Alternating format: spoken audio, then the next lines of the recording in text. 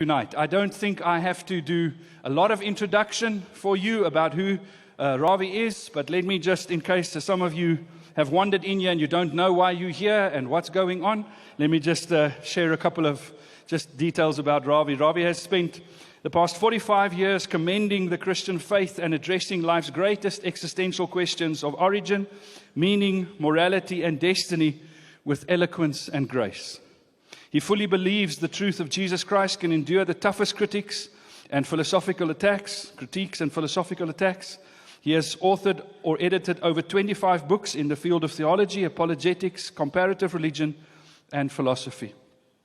Ravi and his wife Margie have been married for 45 years and have 3 grown children, and they reside in Atlanta. I think many of us have either engaged with Ravi through the books or listened to the podcasts or YouTube.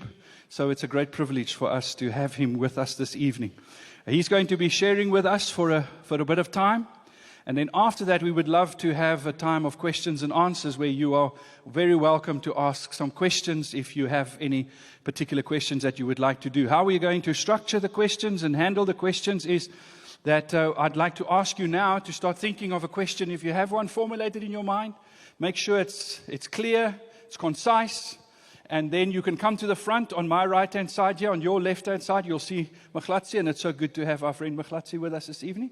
And Ruth, and they're going to facilitate the questions. You give them your question, and at the right and appropriate time, we will call on you to give those questions from the floor, and then Ravi will help and provide some answers, and we're looking forward to that time also. So it's my privilege to welcome you to the stage and to have you share with us. Please, will you give him a really great round of applause.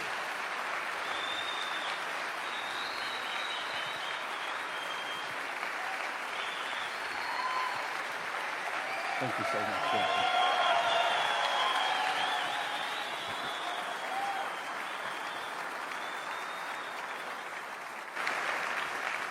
you.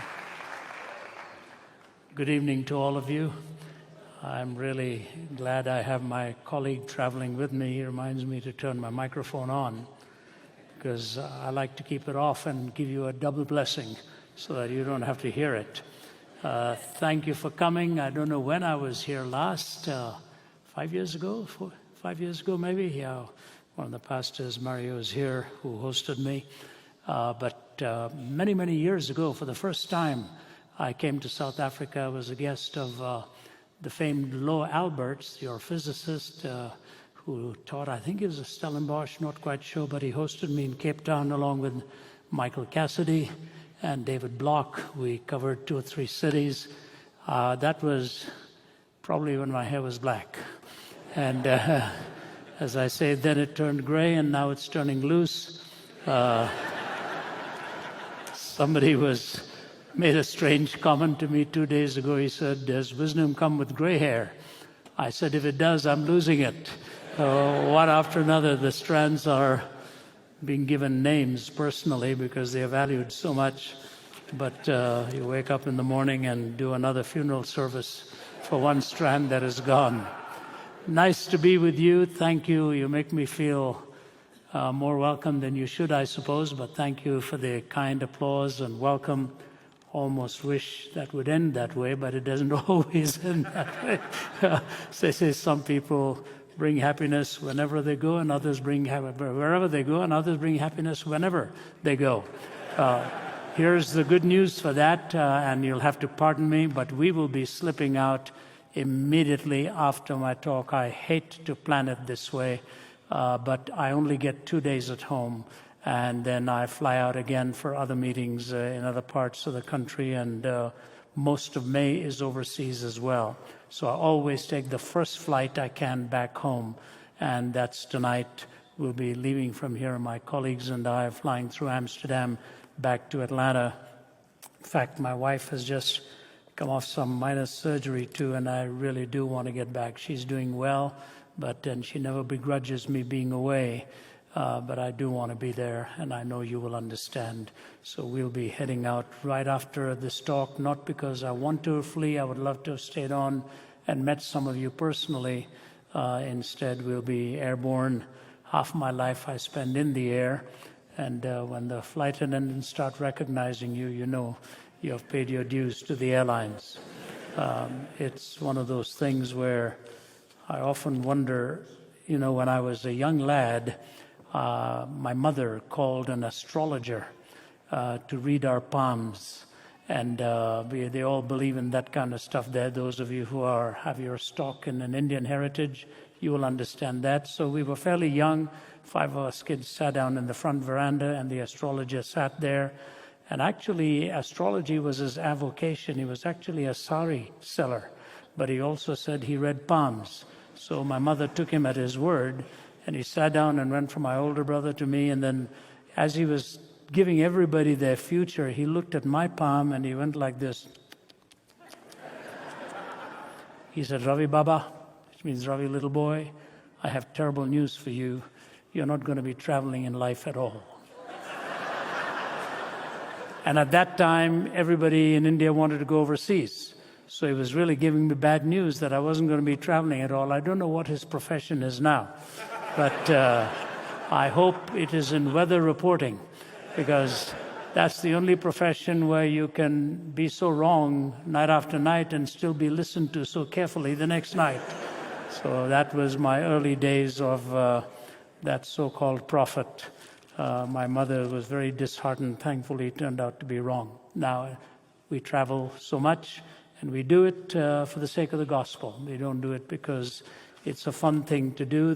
That wears off very quickly after a first year or two living out of a suitcase. But you have one of the most beautiful countries in the world. I've always enjoyed coming, especially going to Cape Point. I've called it the Taj Mahal of the wild blue yonder. It's just beautiful to see it, and I hope we'll have the opportunity to return again. Some years ago, I was reading an airline magazine, and every now and then you can run into some pretty good articles in there. And one of these was on ethics. So I decided it'd be interesting to read it. And the opening illustration was this, so you'll have to pardon me for it. It's about this man sitting next to an attractive young woman on a flight, and he finally propositioned her for $1 million. She looked at him rather stunned, and he said, "One night, $1 million." And she sort of brushed him off, but a few minutes went by. She said, "Are you serious? One night, $1 million?" He said, "Yeah." She said, "All right, give me your name, your telephone number, the name and place, and we'll find a spot." So he did all of that. 10 minutes before they landed, he looked at her and said, "I have to tell you the truth.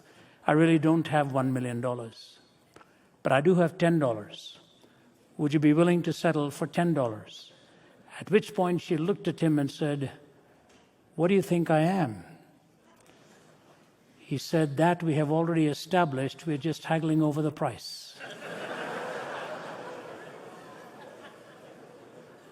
When I read that, I didn't know who I disliked more out of the two. It left you sort of numbed.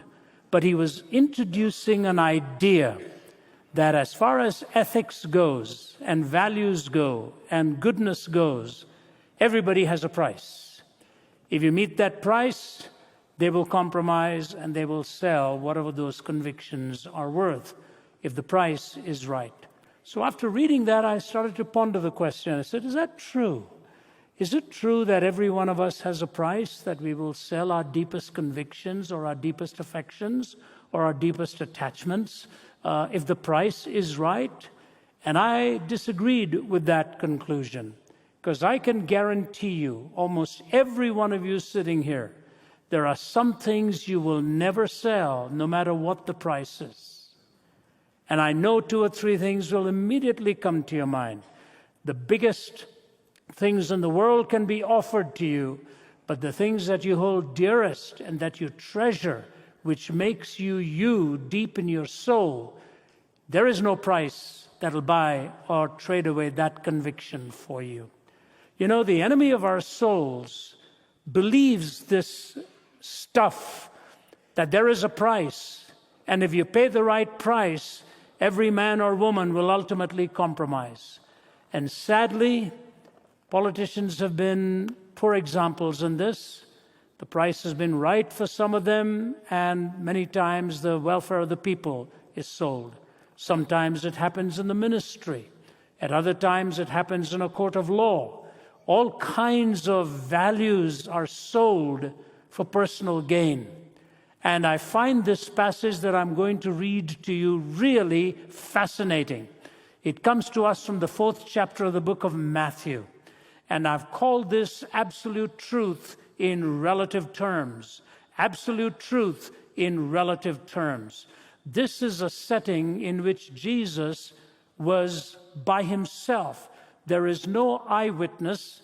Nobody's watching what is going on. So truly, it is a case of one-on-one, the very Son of God against the prince of the power of the air, who had steered him into that setting, caught him at the right moment as far as the adversary was concerned, in a desert, when he was hungry and desperately longing for some physical sustenance.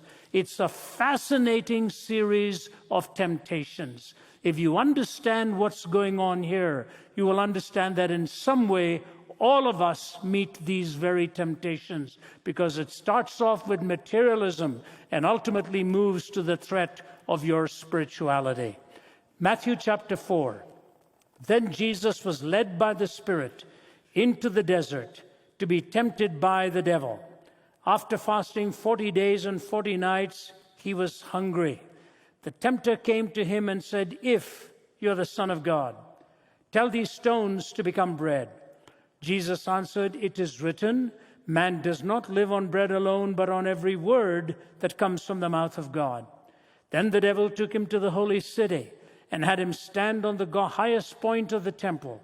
"If you are the Son of God," he said, "throw yourself down, for it is written, he will command his angels concerning you, and they will lift you up in their hands, so that you will not strike your foot against a stone." Jesus answered him, "It is also written, do not put the Lord your God to the test." Again the devil took him to a very high mountain and showed him all the kingdoms of the world and their splendor. "All this I will give you," he said, "if you will bow down and worship me." Jesus said to him, "Away from me, Satan, for it is written, worship the Lord your God and serve him only."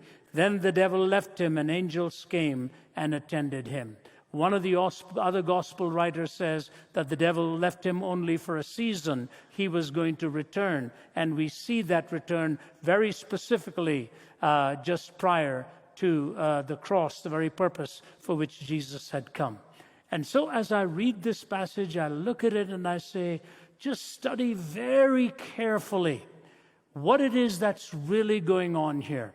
Because the enemy of our souls is shrewd. He's sharp. He doesn't lack any skill here in how to try and trip us up. He will use any scheme and any method. Sometimes when your body is fatigued, you will find your thinking is not that clear. At other times, when you're surrounded with just all kinds of things closing in on your economic security or your emotional security, whatever it is that you've been banking on is now being lost, and the devil will come to you from that angle. He knows exactly where the vulnerable points are. He understands your heart and my heart extremely well. We often picture him as coming sort of in a red suit with horns on his head. Not so. He comes and appeals to you in ways where he knows what it is you're exactly looking for and can be seduced and deceiving you into believing that that's where you're really going to find it. So the first thing he comes to him is from the intellectual viewpoint. And he says, if you turn these stones into bread, people will follow you. You know, it's a very logical sequence for him.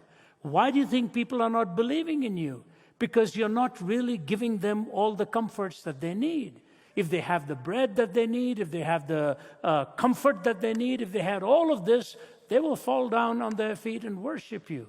I find it fascinating that one of the wealthiest countries in the world, the United States, in contrast to some parts of my upbringing, at least in India, where poverty is so rife and so real, India is the most religious country in the world. America is fast becoming one of the most secularized countries in the world. At Harvard University, the highest number of students in percentage for the first time registered themselves as having no belief in God whatsoever. They are in the category called the nones, or in many ways, really either agnostic or atheistic. So the farther along we have moved with comfort and education and success and power, less and less people seem to really believe that there is a God who is in control of all of this. Abraham Lincoln said, "The day will come where you will think you have accumulated all these things by your own wisdom and by your own prowess." He said that'll be the dangerous day when this country will lose the very reason and the very core of its being.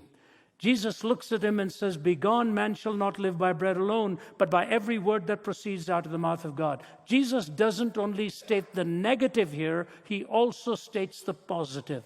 Let me take the negative for the first instance and say to you why it is we cannot live by bread alone. Physically we may, but the inner man, the inner being that we are, has something far greater than just material goods. I want to give you two illustrations that will sustain this, one personal and one in many ways geopolitical. One of my favorite authors, people ask me, who are the authors who've really influenced you? I would say one of the earliest ones was the British journalist Malcolm Muggeridge. And the reason Muggeridge influenced me was not just in his ability to unpack some very real themes, but the way he became a master of words and language, so that with poignancy he would use a precise word in which to open up an idea and stir your imagination. He once made the comment that when he stands before God, he was going to have to ask for forgiveness for being so fatally fluent. I think there was something to that. He was a master of words and language. But he was editor of Punch magazine. Muggeridge loved India. He spent many years in India. India was one of his favorite stops. He knew the big names like Gandhi and Nehru and all of them, and was oftentimes entertained by them. But Muggeridge was an indulgent, sensually driven man. Everything for him was open game in terms of humor. Some of the most profane things often came from his pen. But one day he says he got out of his room where he was teaching in the south of India, teaching journalism. It was at dawn. And he went over to the river to have his bath. As he was about to get into the river to swim, he looked way out into the distance, and the sun had just risen, the light still somewhat golden. But he saw the silhouetted figure of a woman way out in the distance, also entering the waters, and he was quite sure she was unclad. Muggeridge's mind began to twirl, and all kinds of ideas came into his mind. He started to swim in her direction. And in his own version of it, in his first volume of his autobiography, The Green Stick, A Chronicle of Wasted Years, he says, as he was swimming towards her, something within him kept saying, "Don't do this, don't do this." But he swam harder and harder till he approached her. And as he came literally within touching distance of her, he put his head out of the water to shake off the water to get a good glimpse at this Indian woman who had just come into the waters herself. He saw a woman covering herself like that, shocked that somebody was so close to her with total disregard for her privacy. But then what shocked him was even greater. He realized he was looking into the face of a woman with leprosy. He saw the fingers were eroded, the nostrils were not there, the lips were not there, and he just nearly was sick to his stomach as he saw her. And he made some glib comment about how hideous and how ugly her body and her countenance were. As soon as he finished saying how hideous this woman was, he turned to swim away, and he said, "I paused to realize it was not her who was hideous, but my heart and the inclinations of my passions, and how far they had actually taken me. I was living with the wretchedness of this heart." Fast forward many, many years later, in 1960, there was a cloak and dagger operation set up by a man called Peter Malkin with the Israeli Mossad. and he had tracked down Adolf Eichmann in Argentina. They would hide way out in the bushes, and through high-tech equipment would see this very slender man get out from a bus at the same time every day, leave at the same time every morning with a briefcase in his hand. He would come into his living quarters. He had a gate that he would unlock. Before he went into his home, he would always turn around and look to make sure nobody was watching. And then as he would open the door, a little boy would come and leap into his arms. They monitored this day in and day out. Till one morning, as he was leaving for work in the morning, Peter Malkin, with some of his colleagues out there, had a syringe ready in hand, jabbed it into his upper arm, instantly knocked him out, and in an incredible way smuggled him out of Argentina back to Tel Aviv and Jerusalem for the trial. The story is told in a book called The House on Garibaldi Street.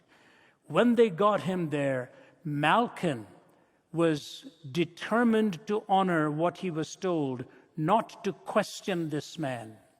So he didn't do it on their last train journey. But just before they got off, he couldn't resist one question. So he went into the compartment where Eichmann was, all bandaged up and unable to move because of the way he was medicated and so on. But he waited till he regained a little bit of his clarity, and he looked at him and he said, "Mr. Eichmann, I used to see a little boy coming and leaping into your arms. Who was that?" Eichmann said, "That's my son, Ricardo." He said, "How old is he?" He said he was about 4 or 5. He said, "You know, Mr. Eichmann, I had a nephew that age, and you killed him. Under your orders, my nephew was killed. Can you tell me what's the difference between," Peter Malkin told Eichmann that, "my nephew was killed by you." He said, "Can you tell me what's the difference between my 4 or 5-year-old nephew and your son?" Eichmann just put his head back and thought and thought and thought, and he looked at Peter Malkin and said, "My son is not Jewish."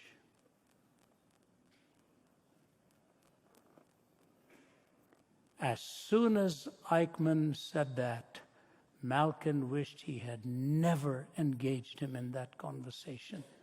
He went into his private quarters, even the movie recounts it. He put his face in his hands and sobbed his heart out, unable to explain what this hatred was from this man whom he had never met, all because of his ethnicity and his race. And you know, Hannah Arendt wrote a book on the trial and execution of Adolf Eichmann. Her last paragraph is worth the book. Many scholars have questioned whether she got all the facts right or not. But Hannah Arendt ended by saying this was a closing of a gruesome chapter revealing the banality of evil, the trivialization of evil. Get a note of that phrase. This comes from an existentialist author talking about a Nazi man and a Jewish person in interaction, the trivialization of evil. What does that mean? That can only mean that the fangs of evil are so real and so destructive that if you trivialize it and you minimize it, you've actually called for the slaughter of people in the masses and the numbers and in the millions. Evil is a real force in our world. Evil goes beyond sin. Sin is what Muggeridge saw in himself, that he was violating his own conscience and violating the inner law of respecting the body of another person, and not that it was inviolable. You cannot plunder another person's body like that. He saw the sin in his heart. Evil goes beyond that. It goes beyond the individual effect to the destruction of others. That's where evil really goes. That's why I want you to understand when we use these terms interchangeably, they're all ultimately based on the fact that there is a transcendent moral law that God has given to us. And when you take the 10 Commandments, it can all be reduced to basically one phrase: the sacredness of life, the sacredness of your word, the sacredness of your marriage, the sacredness of your property, the sacredness of your relationships, the sacredness of what you own and how you tithe and how you give. And when you make evil trivial, you don't only violate what is in your heart, you ultimately violate other people as well. Jesus could very easily have turned that stone into bread. In fact, there were times where he took just the lunch of a little boy and fed thousands at the same time. He could have done it. He could very easily have done it, but he didn't buy into the seductive lie of relativizing the absolute that Satan had given to him. A text without a context becomes a pretext. And Jesus said to him, that man shall not live by bread alone, but by every word that proceeds from the mouth of God. So the alternative here that Jesus is giving is not just telling you that you don't live by bread alone, but that the word that he has given to you and me, the propositional truth that he's revealed to you and me, in them there is life. That's the reality that describes who you are, how you think, why we are here, and why God had given to us his written word. This is something that, philosophers don't easily like to understand, but or even deal with. But the scriptures in Romans 1 give us the trajectory. It moves from rejection to alienation to domination to condemnation. Rejection of God's law to alienation from God to domination of that evil passion in your heart and ultimately to condemnation. That is the four-sequence thing that sets into your life and mine. You reject his law, you get alienated from God, and then you get dominated by living for self till ultimately bear the condemnation of a law that you and I had violated. This realization is a hard thing to come by because it ultimately is seen as a humiliation of the human being. It is not. It is a humbling of the human being, not a humiliation of it. And if you do not have a humble heart, pride will ultimately destroy you and bring you down to humiliation. God alone knows how to humble us without humiliating us and to exalt us without flattering us. Those are the words of the famed English writer E.M. Blakelock, who says, God alone knows how to humble you without humiliating you or to exalt you without flattering you.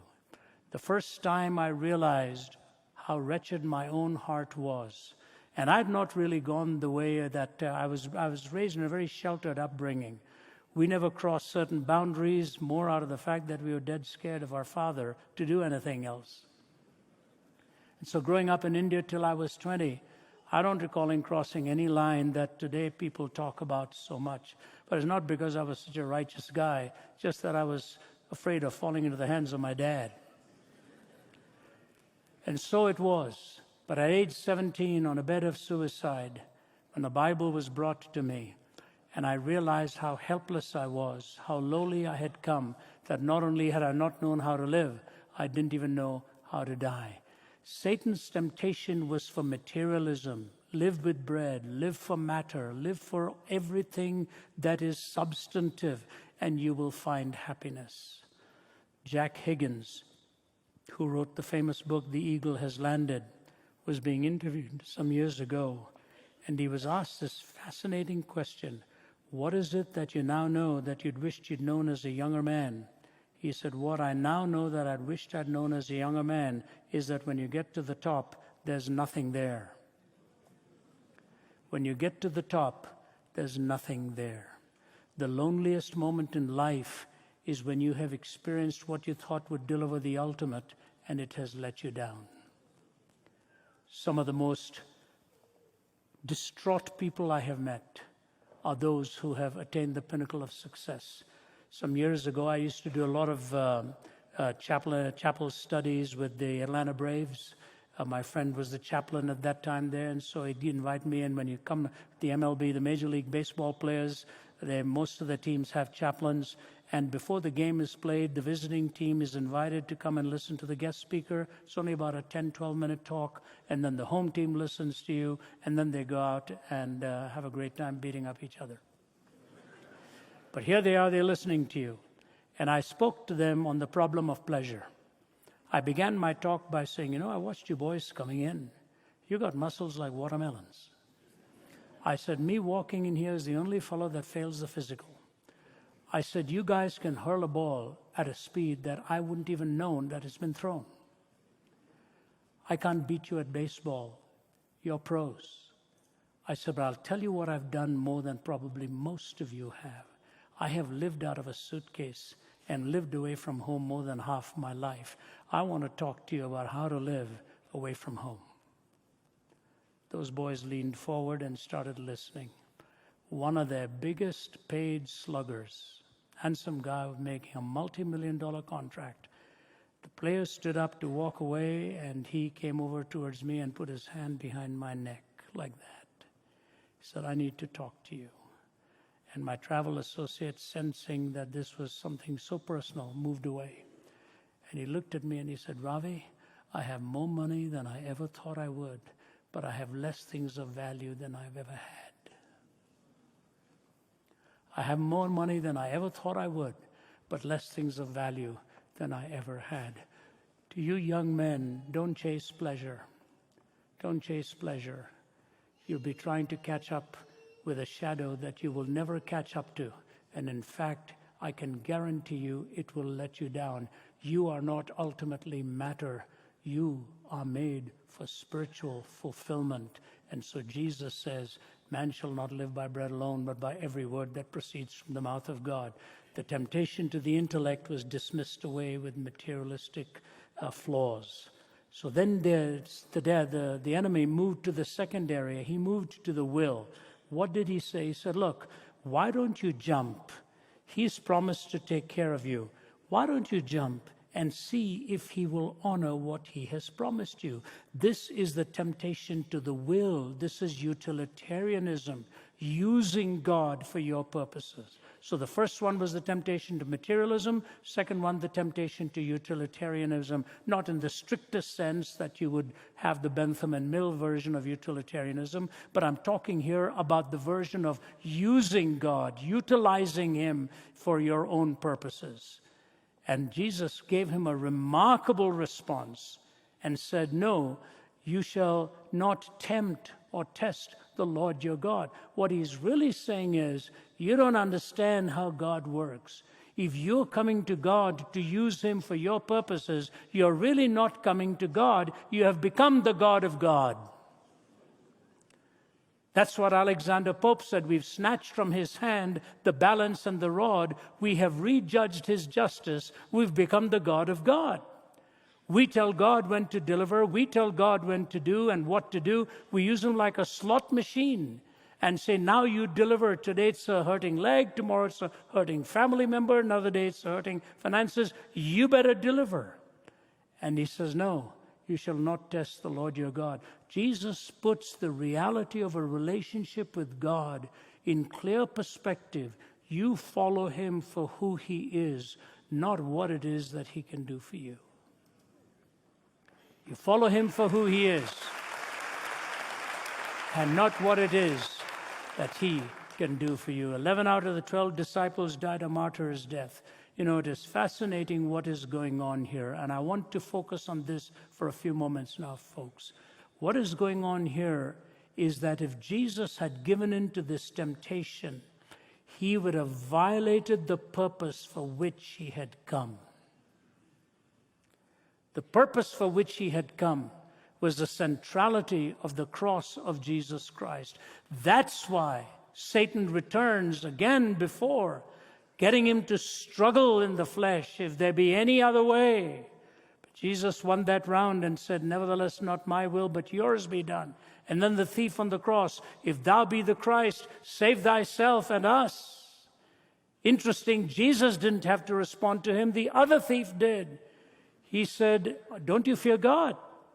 He's done nothing amiss, but you and I receive the due reward of our deeds. And he commits in a prayer to Jesus, Lord, remember me when you come into your kingdom. That thief saw the difference of the economic theory of the two kingdoms. This momentary loss, this momentary pain was nothing compared to the ultimate purposes of God, who, for the joy that was set before him, endured the cross, despising the shame, and sat down at the right hand of God. What is so critical about the cross? What is so unique about the cross? You don't see it in any other worldview. In fact, if you were to talk to a very devout Muslim, he or she will tell you they cannot fathom the cross. They don't understand it. How can God be so humiliated before his own creation? And even they go so far as to say he didn't actually die on the cross. They are the only ones of all of the historians in the world who deny that Jesus was even crucified. The Jewish historians tell us that, the pagan historians tell us that, the Greek historians tell us that, the Roman historians tell us that, but for them it just seemed incalculable that how could a mighty God do something like that to his own son. You know, there's a story told of a little guy who was sitting in a bus years ago in the United States. And there's a big African-American man who was sitting next to him. This little guy gave him a little hip shrug. So the big guy moved. Gave him another hip shrug. The big guy moved. He kept doing this till the bus stop came for the big guy, and he put his hand into his pocket and took out a card and gave it to the little fella. Joe Louis, world heavyweight boxing champion. Who had enough strength in his fist to hit through the side of a bull. Here's a pipsqueak of a guy shoving him around. Who showed greater strength? Who showed greater strength? I was talking to a sheikh in Ramallah. Some of you may have heard me tell this story. It was one of the most moving moments in a conversation that was intensely so problematic to even try to say what you wanted to say. But he was fists flailing. He'd spent so many years in prison. He was angry with all of that was going on. And at one point, the Archbishop looked at the five of us and asked us to ask him a question each. We'd already been there a protracted period of time. I asked my question, and I didn't like his answer. I asked my question, and I didn't like his answer. And I told him that. I said, Sheikh, you and I may never meet each other again. But we are sitting here in Ramallah, and I'm the guest of the Archbishop of Canterbury. He's asked me to come with him. But I do want to say to you this. Not far from here is a hill.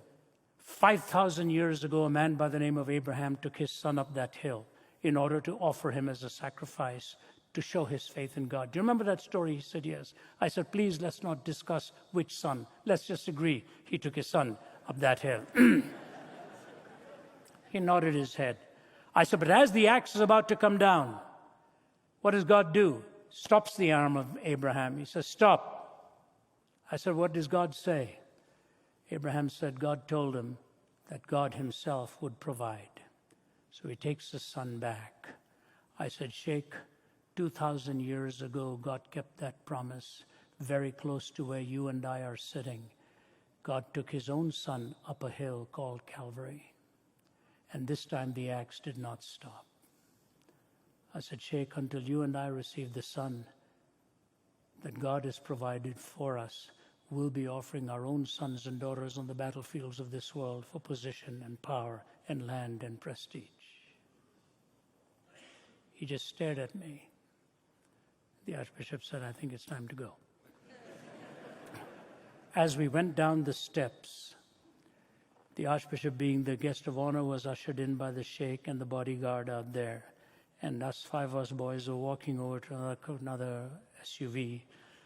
And I heard running behind me, and I turned around just this way, and it was the Sheikh. And before I could turn around completely, he twirled me around. He's a strong guy. I have 2 titanium rods holding me up. And he just looked at me and he said, Mr. Zacharias? I said, yes, sir. And he kissed me on both sides of the face. His lips quivered. His eyes grew moist. He said, you're a good man. You're a good man. I hope someday I see you again, sir. And I gave him a big hug. You see, there's only one place in the world where our quest for absolutes converge.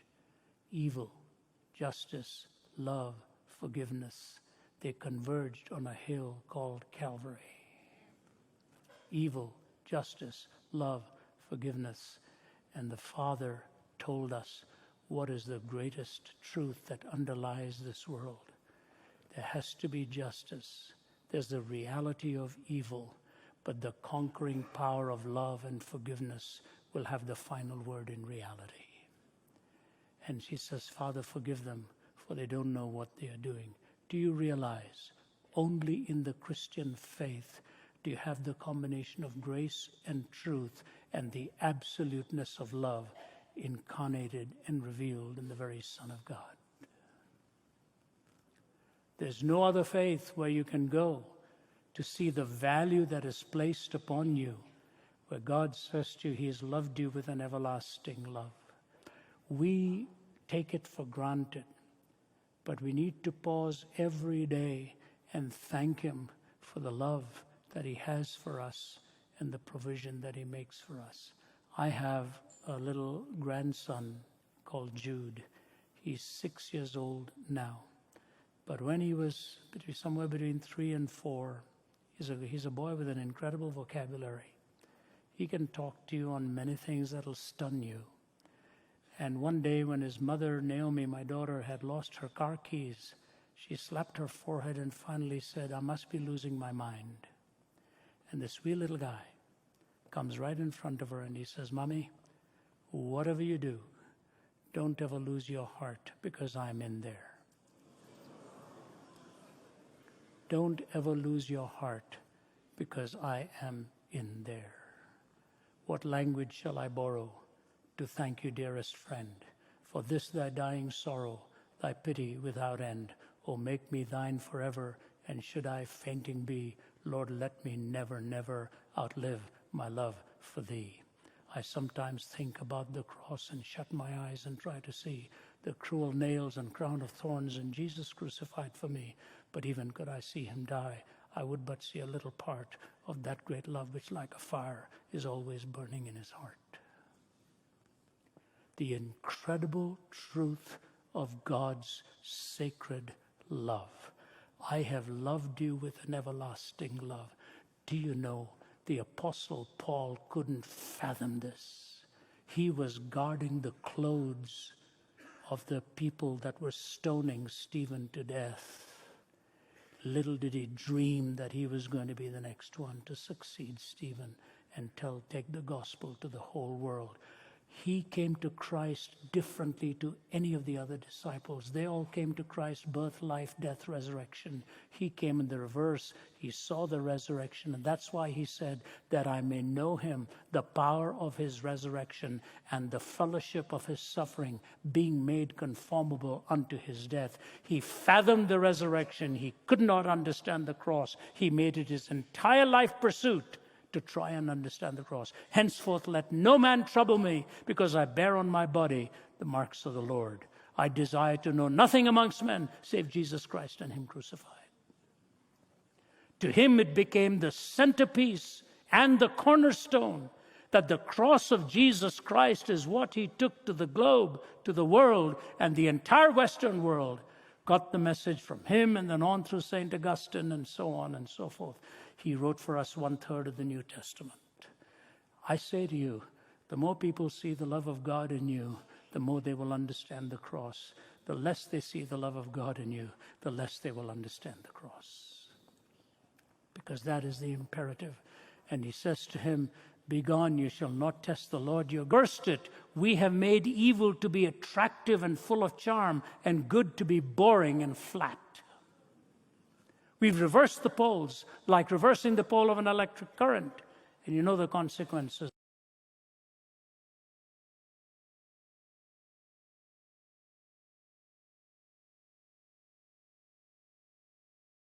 Of that, the imagination is a sacred chamber of your life and mine. That's where, may I suggest to you, if you're raising children, don't let the media of entertainment train their imagination. Let the God-given imagination be trained by good reading, which gives them the sovereignty of their own imagination, rather than circumscribing it through the imagination of somebody else. Teach them to read, not just to see. Jesus did not say in the beginning was video.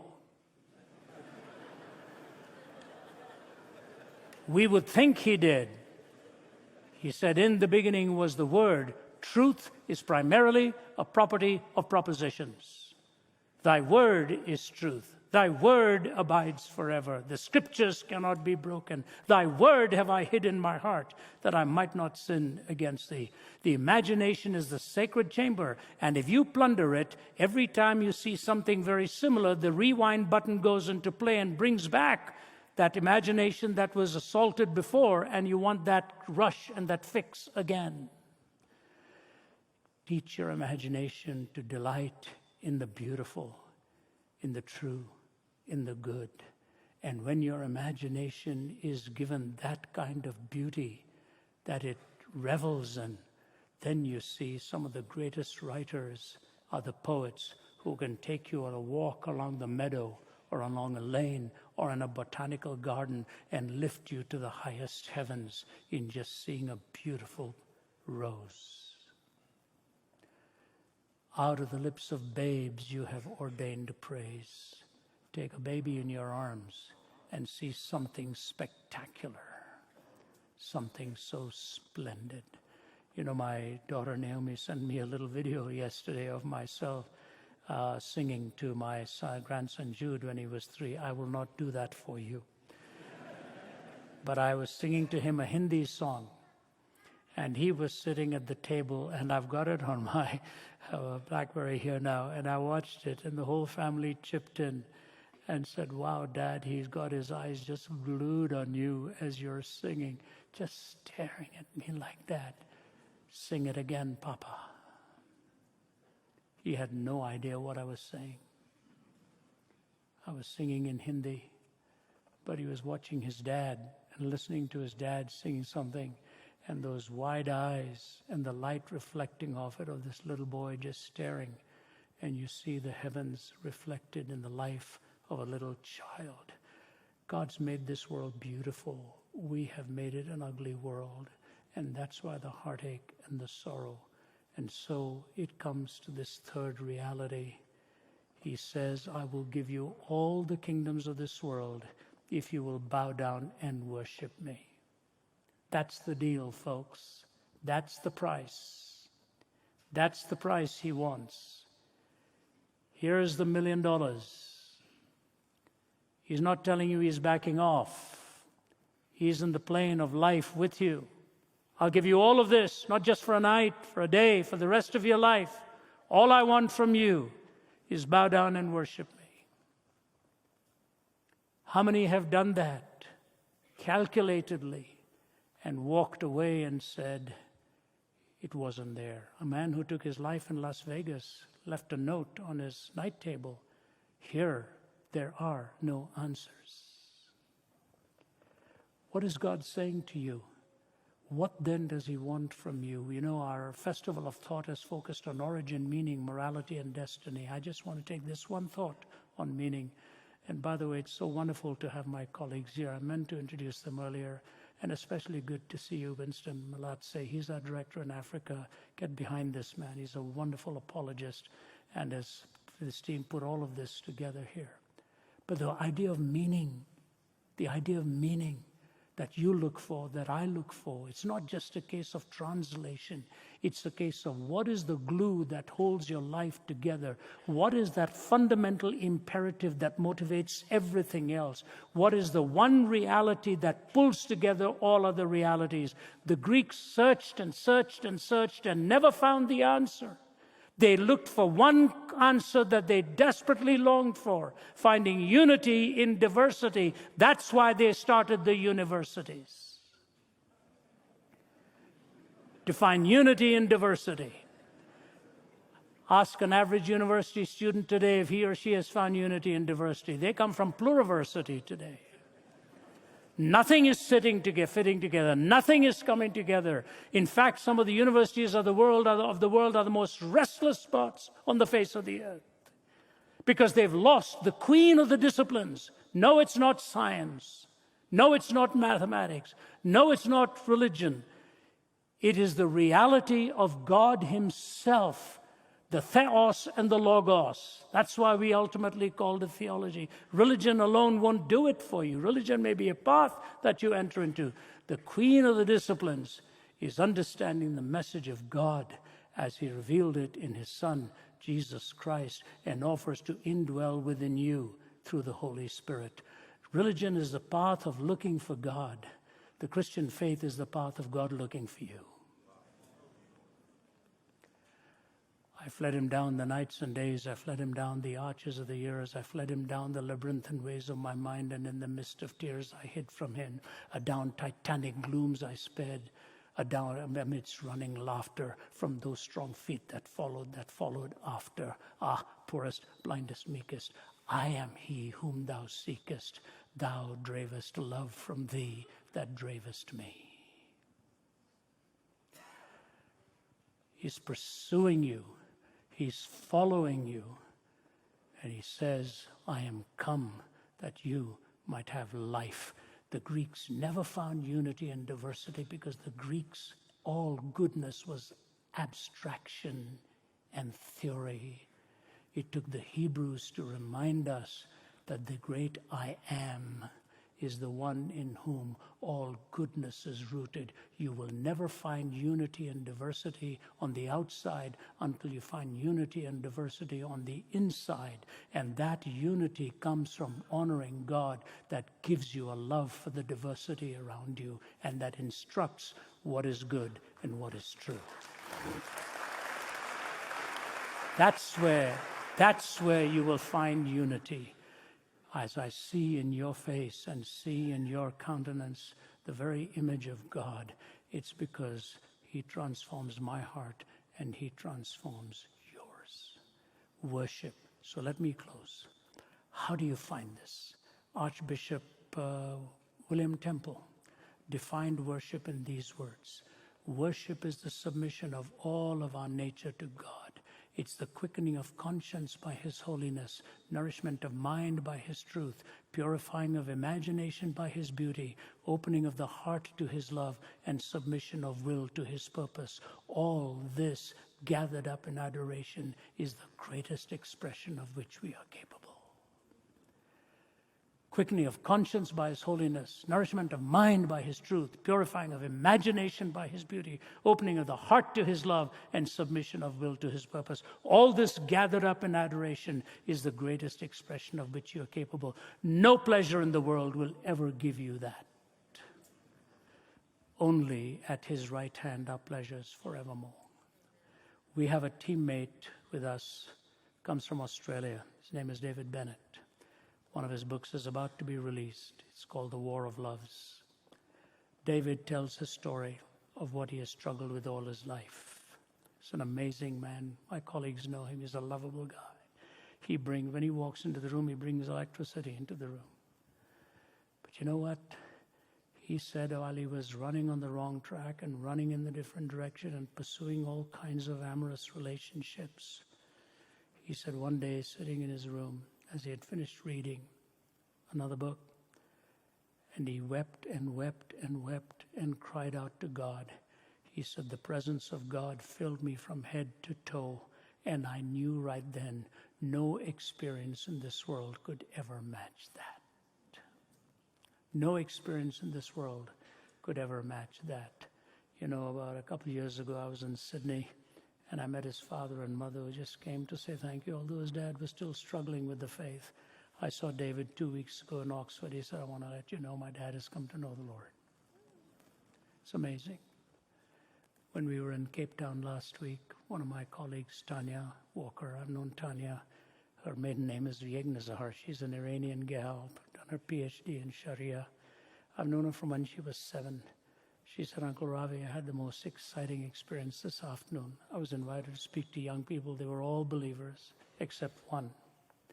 And they'd all been praying for her for 1 or 2 years. And she showed up at the meeting.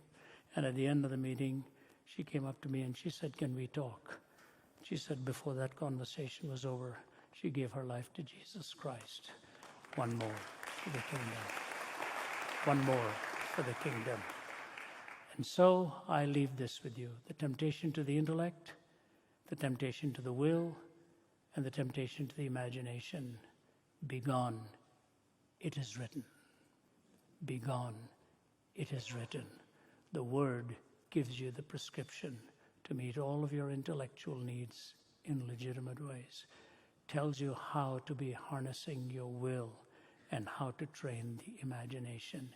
It is because of what happened in this 4th chapter that we have Calvary, and through Calvary we have the empty tomb, and today we have the gospel of Jesus Christ for the whole world that is able to transform every man and woman and child. If you don't know him, I pray today you will truly seek after him. He will fill you with the greatest of joy and the greatest of love that you have ever experienced. Thank you, and God bless you.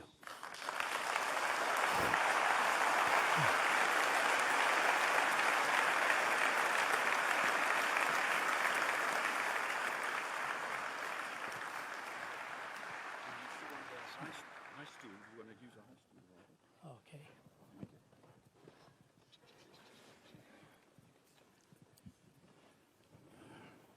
We would like to have an opportunity for people that would want to ask questions. As we said earlier, if you have a question that you would like to ask and have answered, if you can come to the front here on my right, and the guys will help you there, and we will gladly facilitate the time of questions and answers. So quickly, if you can make your way to the front to get a question. We've got our first question. I'm going to allow the question to be asked. Thank you. Hi, hello. Sit on. And please speak clearly. I'm now 72 and all of my faculties are leaving me. Hi, Ravi. Thanks for the talk. It was great. I'm involved with the student ministry, so this is where the question comes from. As you travel through South Africa, you'll see there's a lot of inequality in the country. Many people are suffering, and through no fault of their own. One of the hot topics in our society is colonization and the effect that it's had on South Africa. And one of the questions that comes up, there's a number of young people that are leaving the Christian faith because they've seen a connection between colonization and the Christian God.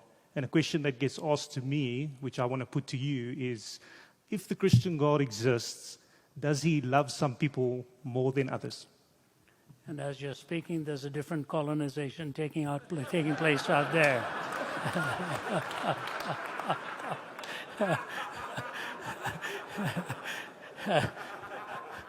It'll take eternity to get to all of those. That's what you call people of faith, right at the back there.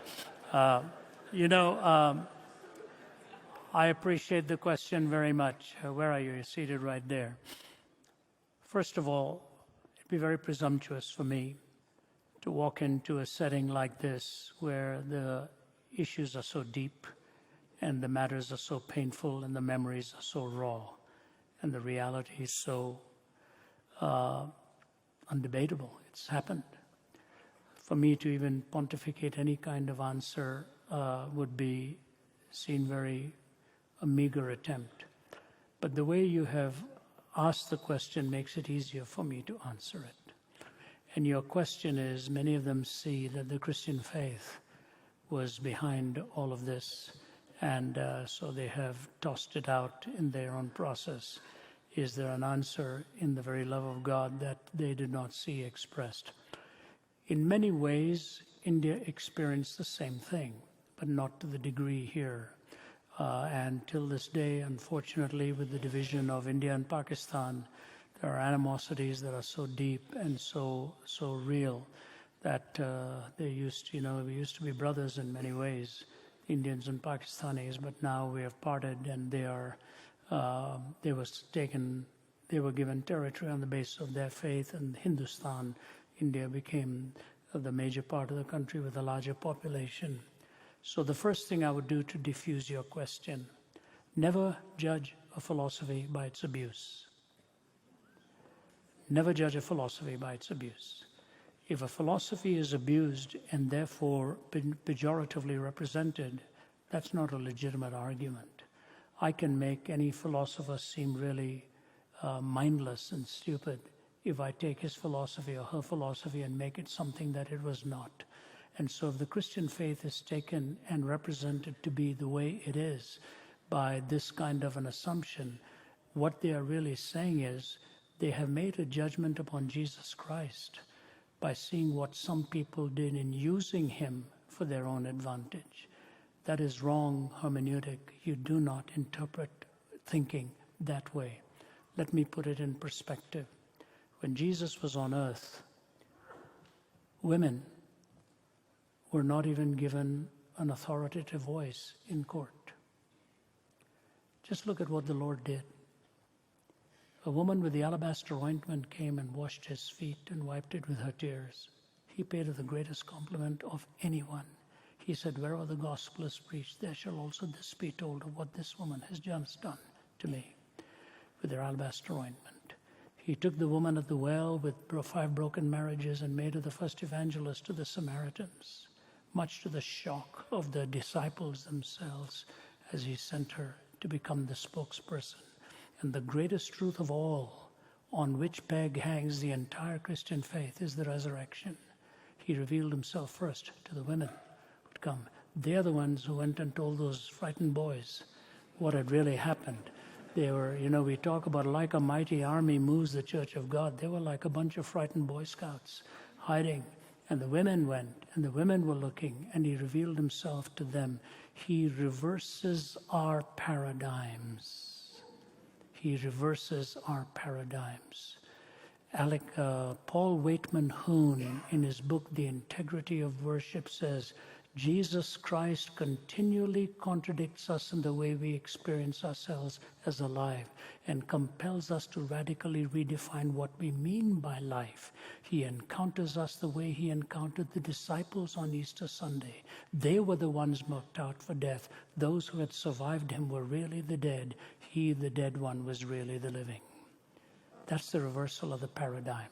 So what I say to you is, if you have that feeling that the Christian faith is what brought all of this about, you do not understand the Christian faith, and it's a sad reality of having represented the Lord that way. In fact, the Christian faith commands me to love my brother, to love my sister, that we are all created in the image of God, and no one is superior to the other.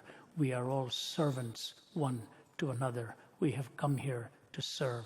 So those who have been wronged, God wants you to know what has happened is not right. Those who said that the gospel gave them the right to do wrong things, not so. But then there's another side to it.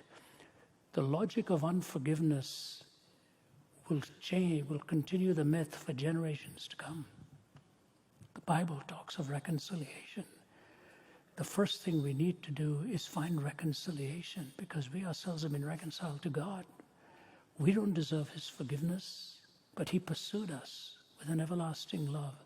If we can sit around a table and honestly let the past be the past, but find the way forward with the truth of the gospel of who each one is, and find the best possible means with minimum loss of the next generation to the same thing, then we can find rescue. Otherwise, the best part of us is underground, and you don't want that.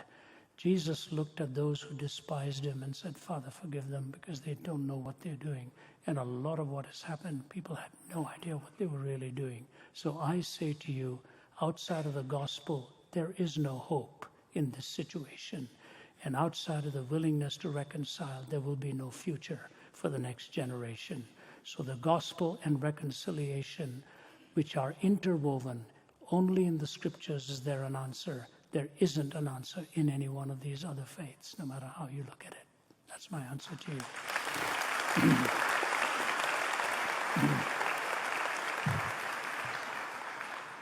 Evening, Ravi. My question is, you seem to say that morality is like this proof of Christianity that God exists or something. My question is, you keep saying that a moral law requires a moral lawgiver. But how do you make that jump? Can't a moral law exist without someone? Couldn't it develop by evolution or? Yeah, sure. Yeah. Very, very good question. Thank you for asking that. He's quoting me from a conversation I had with a gentleman in Nottingham years ago when he raised the problem of evil. And I looked at him and I said, when you say there's such a thing as evil, aren't you assuming there's such a thing as good? When you say there's good, aren't you assuming there's such a thing as a moral law by which to differentiate between good and evil? And if you say there's such a thing as a moral law, you must posit a moral lawgiver. I said, but that's whom you're trying to disprove and not prove. So he looked at me and said, what then am I asking you? I said, I'll tell you. And here's my answer to you. It's not as difficult as you may think. Every question of moral reasoning is either raised by a person or about a person. Either by a person as you're raising it or about a person, which means you're assuming intrinsic worth in personhood. Evolution cannot have that luxury. So there's your answer. Yeah.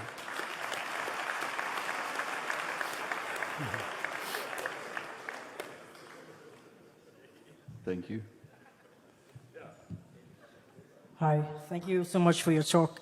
My question, I guess, leads off from the previous guy's question. The sin of Adam and Eve, or the sins of Adam and Eve, explain a lot of the pain and suffering that we see in the world today. But there's other realities, such as natural disasters that wipe out communities, freak accidents, babies born with disabilities, people born with both male and female parts. And how do we link these realities with the original sin? If a mother had a disabled child, it seems almost unsympathetic to say, well, many, many years ago, somebody disobeyed God, and now we have to just deal with this. Yeah, I think if that's the way you say it, it would be very unsympathetic. There's no doubt about it. There's no doubt about it. But I think your point is well made. I understand where you're coming from. You're not just talking about the reality of personal evil. You're talking about natural disasters and the evil that comes from the elements and so on and so forth. This kind of question has enormous scope for answers. If I were to take 3 or 4, could have created a world where you would only choose good, or God could have created this kind of world where there's a possibility of good and evil with the freedom to choose. This is the only possibility of the 4 where love is possible. Love is not possible in any of the other paradigms that I've given to you. So if love is the greatest ethic and freedom is the greatest gift, the fact of the matter is wherever love is given as a possibility, pain is a real possibility as well. When you love somebody, you have no guarantee that this will be a pain-free love, but you still love. When a mother has a child, there's no guarantee that everything the child will do will be much delight to her eyes, but the person still has the child. So all I can say to you is that in the representation of Adam and Eve in the story, what Adam and Eve did is what exactly you and I would have done. What was the temptation? The temptation was not so much to not eat the fruit of the tree. The temptation was not to play God. In the day you do of this, you shall be as God, knowing good and evil. So the temptation really was don't play God. And in playing God, we end up with a world where each one of us tries to play God, and where evil comes by the freedom to reject the love of God. The only possibility later remains, through love, that God gives you and me the reality of conquering, not in spite of the dark mystery of evil, but conquering through it. Not conquering in spite of the dark mystery of evil, but conquering through it. You know, if a mother takes a little child to the doctor and the doctor is going to jab that injection in the arm, that child is going to be totally mystified. What on earth is she doing? Not only is she watching while he jabs my arm, but then she opens her purse and pays him for it. And the day comes where disease strikes, and that child is spared that disease. So I will just say to you that he will set your feet like the feet of a deer, says Habakkuk, who moved from fear to faith. He says, though there are no cattle in the pens or sheep in the stalls, I will rejoice in God my Savior, for the sovereign Lord is my strength. He sets my feet like the feet of a deer. He lifts you above the horizontal to get the vertical perspective. And it's not as simple as the way you just dismissively give a statement to a hurting mother. You actually find a way to bring comfort and love and show the love of God in that kind of a situation. I've often quoted this hymn of Annie Johnston Flint, who was with rheumatoid arthritis, cancerous, blind, orphaned, spent most of her years cradled in cushions, pillows, and she said, He giveth more grace when the burdens grow greater. He sendeth more strength when the labors increase. To added affliction he addeth his mercy. To multiplied trials his multiplied peace. When we have exhausted our store of endurance, when our strength has failed as the days have done, when we reach the end of our hoarded resources, our Father's full giving has only begun. His love has no limit. His grace has no measure. His power has no boundaries known unto men. For out of his infinite riches in Jesus, he giveth and giveth and giveth again. He gives you strength as you endure the suffering because you understand the source of all goodness. And we as a church are called to reach out to those who are hurting and suffering and show them the love of God and give them that embrace that God wants us to give. That would be my response to you in a few moments here.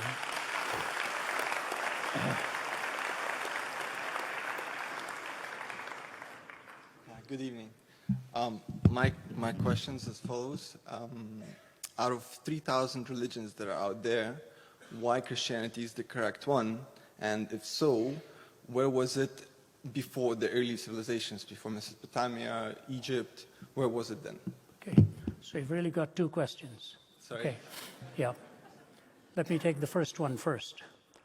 There are really not 3,000 religions in the world. They are summarized in a handful of them, believe it or not. In Hinduism, there are 330 million deities in Hinduism alone. You can actually have your own God and make that choice. There are really a handful of religions, sir, very few, that really are doctrinaire in nature. For example, you've got the monotheistic religions in Judaism, Christianity, Islam. You've got the pantheistic religions in Hinduism, Buddhism, Taoism. They're also not all the same because Hinduism has both a monistic first part of it where they don't talk so much about God, but the second one is the bhakti, the devotional aspect, theism. Buddhism is functionally atheistic. It's an ethical theory. So these are the major ones that have doctrines and teachings and so on. The reason I believe the Christian faith is the only true faith is all of them can't be right. They can all be wrong. They can't all be right unless we're lunatics trying to settle what is contradictory to each other. There's basically one pursuit, and that's truth. We need to know the truth. But then you move into the second category. There are two ways in which truth is actually tested: correspondence and coherence. Particular statements have to correspond to reality. All of the arguments put together have to cohere. So we've got 1 and 2. Now we've got 3 in the making here. When you talk to a philosopher, he says there has to be logical consistency, empirical adequacy, experiential relevance. Truth, correspondence, coherence, logical consistency, empirical adequacy, experiential relevance. You've got 1 to 3. Now you've got 4.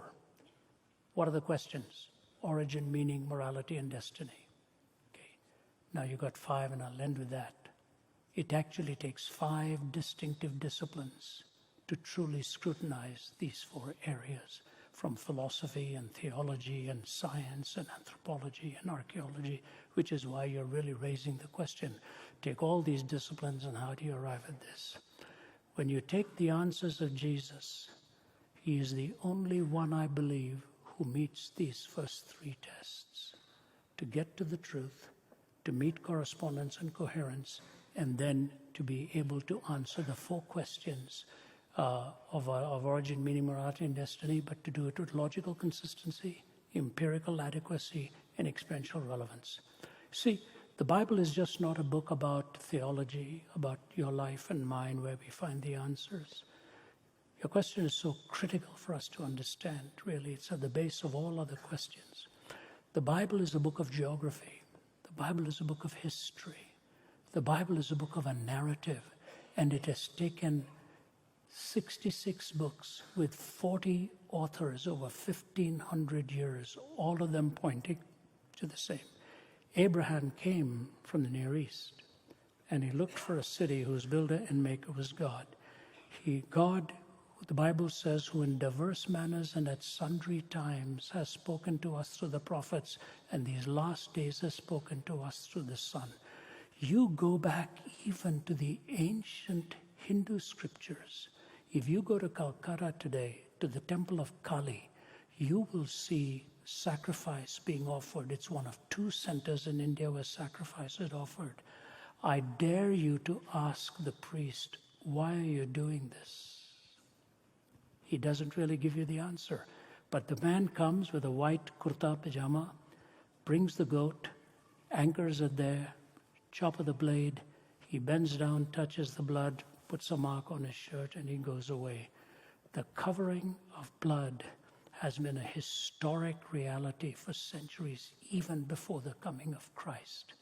And I'll close with one simple illustration. And we have authored a couple of books on this. One I've called Jesus Among Other Gods, and with my colleague Vince Vitale, Jesus Among Secular Gods.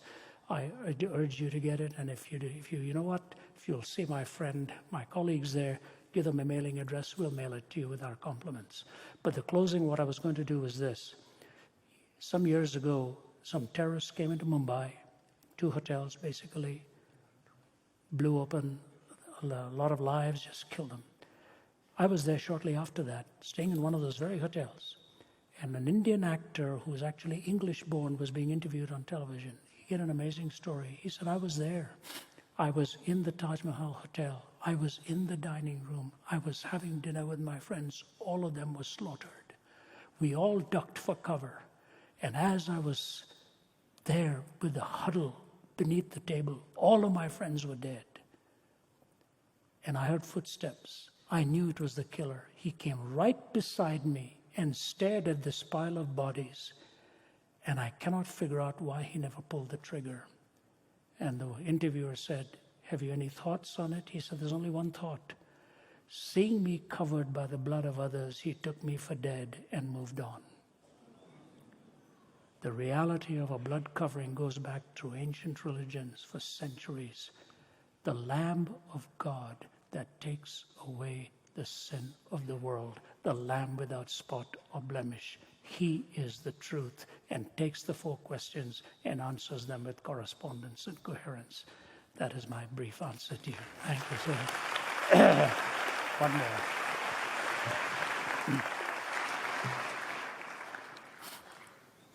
Hello, sir. How are you? Could you lift the microphone up a little bit, then I'll make sure to hear you. And I guess we'll make this the last one. Is that right? We've got to rush to the airport. Yeah, okay. Go ahead. I'm in Christian media, and I have to explain to young people and other people. In South Africa at the moment, there's this tense atmosphere where we're starting to be disillusioned with what happened in 1994, between the races. And what I struggle to reconcile is the fact that when we look at the world at the moment, where people of my color have been most oppressed, and this could be wrong, but in America, for instance, if you take the most Christian parts of America where they say it's conservative, those places is where you see, and historically, you see people, for instance, being lynched because of the color of their skin. And these are the people who hold dearly the Christian values. And if you look at, the gentleman mentioned countries like the West, countries like, yeah, Okay. So what I want to know is, people look at this and saying, okay, that's where the gospel had the most impact. That's where people call themselves Christians. But that is where the people with the color of my skin have been most oppressed. Lynching, and South Africa, when it called itself a Christian country, that is when it oppressed people the color of my skin. So I want to be able to explain to young people, how is this possible with the impact of the gospel in those areas, in those peoples that oppressed people who look like me? Thank you.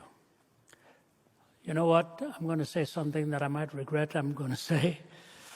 This is such a profound question and so important in a culture such as this, at a time such as this.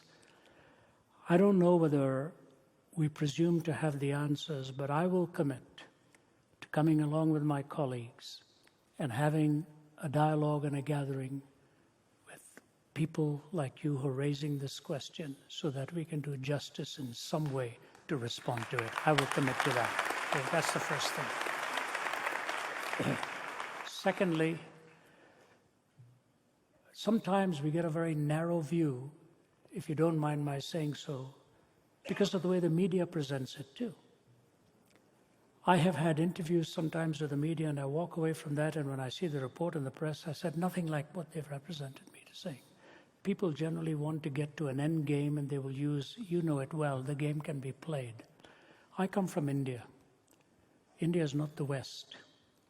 India was bathed in the Vedas and the Gita and so on. There's a lot of discrimination in India, a lot of it. The entire caste system was what Mahatma Gandhi was trying to fight as well. If you take the case of the entire Nazi movement, or the rebellion in China, or in Russia, these were non-religious, non-Christian movements.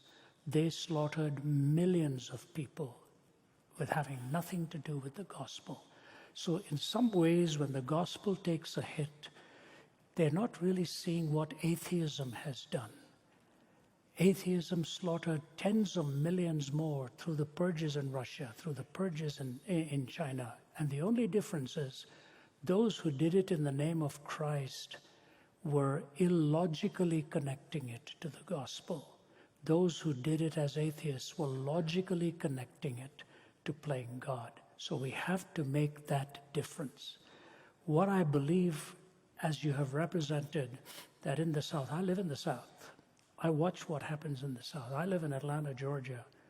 A lot of Southerners who live in so-called Bible Belt, you ask them to really give a systematic presentation of the gospel and the theology, they have no idea what you're talking about. It was a cultural mix that swept them along. It is not a studied reaction to who Jesus Christ really is. And so when they say the South was basically Christian, it is only Christian in name. It was not Christian in essence. And so it is not a fair hit to take against them. And in many ways, it's not a fair hit, for example, to say that the Hindu faith did all of this. There were people in the Hindu faith who used it to their own advantage. Always beware of people who leverage an idea for a destructive means. You cannot take a noble belief and use an ignoble means to an even less noble end. That ultimately trivializes what you call noble as your belief. If you take a noble belief and use ignoble means to an even less noble end, the belief is not noble. It is just a caricature and a configuration of it. I think God has positioned you in a very unique place to be a peace builder. And if you will diffuse the errors that people make, all you need to ask them is, when you say that the South is Christian, what do you mean by that? What does it take to be a Christian? Just to say I am a Christian? Not so. It has to be a follower of Jesus Christ who loves the Lord and represents the Lord in the values that he places upon every human life.